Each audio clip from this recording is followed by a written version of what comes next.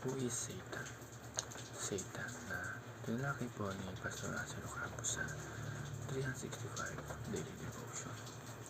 Ang Bible verse po ng araw ay galing sa Revelations chapter 12 verse 9. Sabi po ay, at tinapon ng malaking dragon, ang matandang ahas na tinatawag na Diablo at Satanas, ang dumadaya sa buong sanlibutan.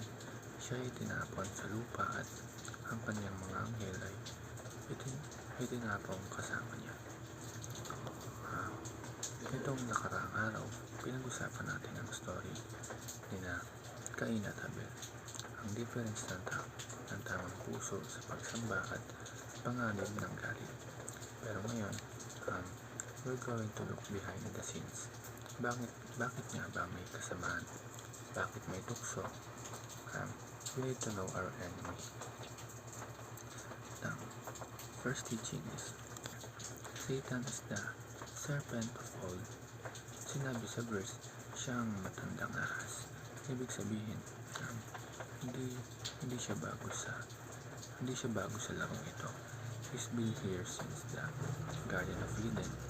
Siya yung nanukso kina Eva at Adan, at siya rin yung nag-influence kay Cain na pumatay. Expert na siya sa paghahanap ng weak spots natin. Alam niya kung kailan tayo pagod, kailan tayo malungkot, at kailan tayo vulnerable. Tandaan natin, he is a veteran tempter. Kaya huwag natin isipin na kaya nating labanan ang tukso sa sarili nating lakas. We need the wisdom of God dahil old school na ang strategy niya, pero effective pa rin hanggang ngayon. Second, Satan is the accuser of believers. Ang tawag din sa kanya sa ibang bahagi ng Bible ay the accuser. Ang trabaho niya ay i-point out ang lahat ng pagkakamali mo. Kapag nagkasala tayo, siya yung bumubulong sa puso natin ng batch 3 ka pa naman sa church nyo, tapos ganyan ginagawa mo. O kaya hindi ka pinakinggan ni Lord, tapos makasalanan ka. Gusto niyang makaramdam tayo ng sobrang guilt para lumayo tayo kay God. He wants us to feel unworthy. Pero tandaan niyo na habang si Satanas ay tinuturo ang iyong mga kasalanan, tinuturo naman ni Jesus ang kanyang mga sugat sa krus. Satan accuses but Jesus advocates.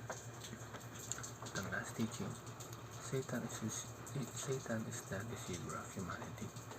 Sabi sa Revelation, siya ang dumadaya sa buong sanlibutan. He is the master of lies.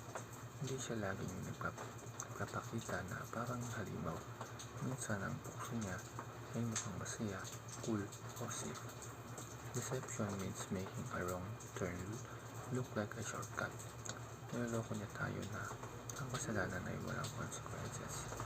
Sabi niya, okay lang yan, minsan lang naman, o wala namang nakakakita. Pero ang totoo, ang ending ng deception ay distraction.